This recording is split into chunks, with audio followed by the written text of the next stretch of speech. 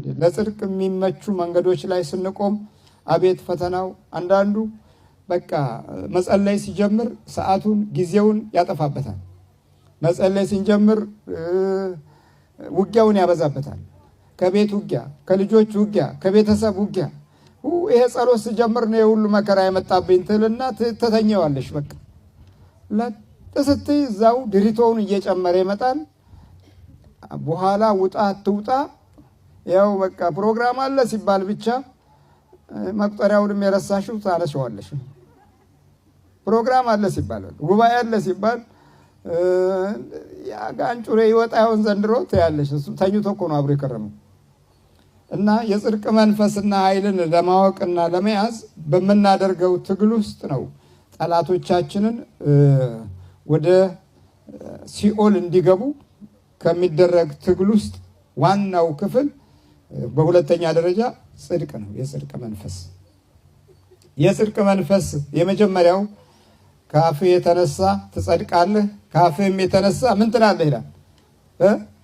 ትኮነናለህ። ፀሐይዋ አንደበቶቻችን ላይ ነው። ደግሞ በጣም ክፉ መንፈስ ከሚሰራ ስራዎች ውስጥ ዋናው ክፍል አንደበትህ ላይ ነው። አንደበት ላይ በጎ ድምጾች እንዳይወጡ ያደርጋል። አንደበት ላይ በጎ አነጋገሮች እንዳይከሰቱ ያደርጋል። አንደበት ላይ መልካም የሆኑ ድምጾች፣ ተስፋ የሆኑ ድምጾች እንዳይወጡ ያደርጋል። ይሄ መሪዎችንም ሁሉ የሚጨምር ነው።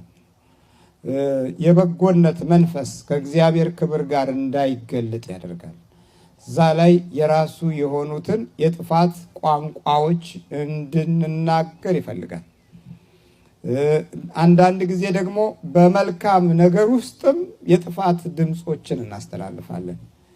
ያልሆኑ የውሸት ተስፋዎች በምንሰጥበት ጊዜ ያ የውሸት ተስፋ ውሸት ነው፣ ግን በዛ ውሸት ውስጥ እድሜህ ግማሹ ያልቃል። የውሸት ተስፋዎች በብዛት በውሸት ተስፋዎች ውስጥ ብዙዎች አሁን በቃ በቅርብ ጊዜ ይሰጣችኋል መኖሪያ ፈቃድ፣ ትጠብቃለህ እያማጥክም እየኖር በቃ እየታገልክም ትጠብቃለህ። የውሸት ተስፋ ይሰጡሃል። ይሰጡህና በኋላ ላይ ደግሞ አይ ይላሉ፣ አይሆንም ይላል።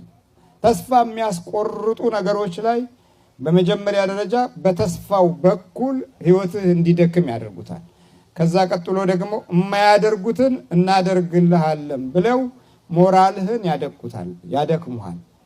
ስለዚህ እንዲህ አይነቶቹ ከአንደበቶቻቸው ፕሮግራም ውስጥ በመልካም በሚመስል ነገር ላይ አኗኗርህንና ያንተን የልብ ትርታ ይፈትናሉ። የዚህ ጊዜ በቃ ትበሳጫለህ፣ ትናደዳለህ፣ ተስፋዬውን አልሆነም ትልና ወዲያው አመለኛ ትሆናለህ። ሴቷም ወንዱም ቀለል ያሉ ሱሶች ውስጥ እንገባለን። ችግርን ለመርሳት መጠጡንም ሲጋራውንም ወጣቱ ድራጉንም ይጀምራል። እንዲህ እያለ ምን ላድርግ ደበረኝ እኮ ምናምን ትላለህ። ከዛ የድብርት መድኃኒት አሽሽ ትወጋለህ ማለት ነው። ከዚህ ሂደት ውስጥ ክፉ ቀስ በቀስ በአንድ ጊዜ አያጠቃም፣ በዘዴ ነው የማጥፋት ችሎታው። ስለዚህ ጽድቅ በማድረግ ተስፋ ውስጥ የምንኖርበትን ኃይል እንድናገኝ በእግዚአብሔር መለኮታዊ ብርሃን ውስጥ የሚያድሩ ሰዎች በቅንነት የሚሄዱ ጽድቅን የሚያደርጉ። ሶስተኛ በልቡ እውነትን የሚናገር። ዛሬ በልብ የሚናገራል ካለ ጎበዞች ናቸው። እንኳን በልብ በአፋችንም እንኳ በጎ ነገር አንናገርም።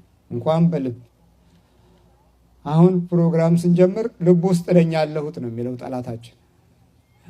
ልብ ውስጥ ውስጠኛው ክፍል ውስጥ ነው ያለው፣ እዛ ውስጥ ነው ያለው። በልቡ እውነትን የሚናገር በልቡ ነው፣ በቃሉ አላለም፣ በአፉም አላለም።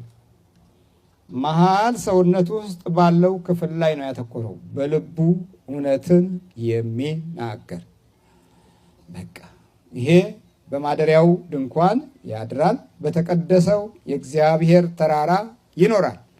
የእግዚአብሔር ተራራ ደግሞ ማነች? እመቤታችን ቅድስት ድንግል ማርያም ጽዮን ናት። በሷ መንፈሳዊ በረከት ውስጥ በሷ ይኖራል። እመቤቴ ሆይ እያለ ይኖራል። ድንግል ሆይ እያለ ይኖራል። ይህን ሌላው ዓለም እኮ ሁሉን ነገር አጥቶታል። ይኸው እኛ እንዳናጠው ነው የምንታገለው። መንፈሳዊ እምነቱን አጥቶታል። መንፈሳዊ መድኃኒቱን አጥቶታል። እመት አጥተዋል። ጠበል አጥተዋል። አየህ፣ ሁሉን አጥቷል። የትኛውም ዓለም ሂድ፣ ጀርመንም አጥተውታል። እዚህ ጣሊያኖች አጥተውታል። አባቶቻቸው የሄዱበት እምነት አይደለም። እንደዛ አይደለም የሚኖሩት። እነሱ የሰሩትን ይጎበኛሉ እንጂ አይኖሩበትም። መጎብኘት ብቻ ነው፣ ማየት፣ ቱሪስት ብቻ ነው ያለው። እኛ ግን እመቱ አለን፣ እምነቱ አለን፣ ክርስቶስ ሥጋና ደሙ አለን። መናፍስትን ለመቋቋም ደግሞ ይሄው ትምህርቱ አለ። የጠላትን ሚስጥር ለማወቅ ይሄው አለ። ሌላው ጋር የተገደበ ነገር ነው፣ የተያዘ ነገር ነው። በቃ የሆነ ቦታ ላይ ሞቷል፣ የሆነ ቦታ ላይ ወድቋል። ድብልቅልቁ ነው የወጣው። ጠበል እንኳን እንደሚያድን መናፍስትን እንደሚያጠቃ ብዙዎቹ አላወቁም። ስለዚህ ሰው እጅ ላይ የወደቀ ትውልድ ነው። ከእግዚአብሔር ላይ መውደቅ ሳይሆን ሰው እጅ ላይ ነው። ሰው እጅ ላይ መውደቅን በደንብ የያዘ ትውልድ ሆነ እናገኘዋለን። ስለዚህ በልቡ እውነትን የሚናገር ያስፈልገናል። እውነትን መናገር ከተቻለ በልቡ ውስጥ ዲያብሎስ ልቡ ውስጥ ገብቶ ምንም አያደርግም። እንደፈለገ ደግሞ አይነዳህም፣ እንደፈለገ አያበርህም። አሁን እኮ ማብረር ነው የያዘው። ከአንዱ ሀገር ወደ አንድ ሀገር፣ ከአንዱ ግዛት ወደ አንዱ ግዛት፣ ከስራ ስራ። ገንዘብን ስትይዝም ያበርሃል። ገንዘብ የያዛችሁ ቀን እንቅልፍ አይወስዳችሁም እስኪጠፋ ድረስ እኮ ነው። ይሄ ሆን ብሎ አድፍጦ የተቀመጠ መንፈስ ምልክት ነው። ልቡ ውስጥ ነው ያደፈጠው። ፕሮግራምህን ይከታተላል። ልብስ ገዛለሁ ካልክ 10 ልብስ ያስገዛል። ግን የምትፈልገው አንድ ነው። አንድ የምትገዛውን ብዙ ገዝተህ ትገባለህ። ቀለብ ገዛለሁ ካልክ የቀለብህን ለሌላ አውለው ትመለስና ሌላ ፕሮግራም ታወጣለህ፣ ሌላ ብድር ትገባለህ። ይሄ ዘዴው ነው። በልቡ ውስጥ እውነትን ለመናገር እድሉን ስናጣ የሚመጣብን መሰረታዊ ችግር ነው። ይሄ በልባችን አንናገርም። አሁንማ በቃ የልብ መናገር ቀረኩ። የልብ መናገር የለም። የልብ ወዳጅ የለም። የልብ ቋንቋ የለንም። እንደው ዝም ብሎ ችግር ያለው ንግግር ነው የምንናገረው። የተቸገረች ነገር ፍቺ የሌለው ነገር ብንናገርም እንኳ ያ ነገራችን በራሱ ለሌላው ነገር ነው። ራሱ በጎ ሆኖ እንኳ ሳለ ለሌላው ነገር ነው። አሁን አይነ ጥላ ላለባት ሚስት ባልየው ወርቅ ይዞ ቢመጣ ፋንድያ ነው የምትለው። እውነቴን ነው። መጀመሪያ ባል የሆነው አይነ ጥላ ይቀራላ፣ ምቀኛ ነው እኮ። ለእሷ የመጣላትን ወርቅ ይሄና ወርቅ ነው ብለን ያመጣው ለመሆኑ ስንት ካራቴ ነው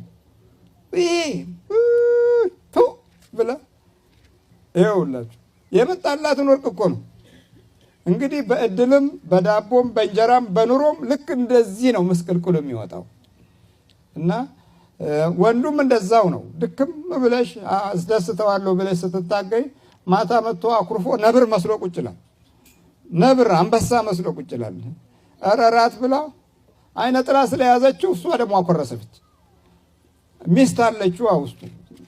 ያቺ ውስጥ ያለችው መንፈስ እንደ ሚስት ስለሆነች አንቺ መከራ አይተሽ የምታዘጋጁን እሷ ስትመጣ ተራዋን አንበሳ ሆና ታይሻለች። አትተያዩም እኮ። ስለማትተያዩ ሰው እየመሰላችሁ ትኮራረፋላችሁ። አንዳንዴም ትደባደባላችሁ። በተለይ የዚህ ሀገር ሴቱ ነው የሚደባደበው አሉ። ምክንያቱም ወንዱ እሺ ብሎ ጀርባውን ነው የሚሰጠው፣ አለበለዚያ ይባረራል። ችግር ነው። ፖሊሱም እዚህ ሀገር ለሴት ነው የሚያግዘው። ምክንያቱም የፍቅር አካሄድ እንዳትሄዱ ስለሚፈልግ ነው። እንዲፈራርስ ይፈልጋል። አሁን ይሄ ደግሞ የዚህኛው ዲሞክራሲ ምናምን የሚባለው ነገር ነው። እሱ የበለጠ ዘዴኛ ነው።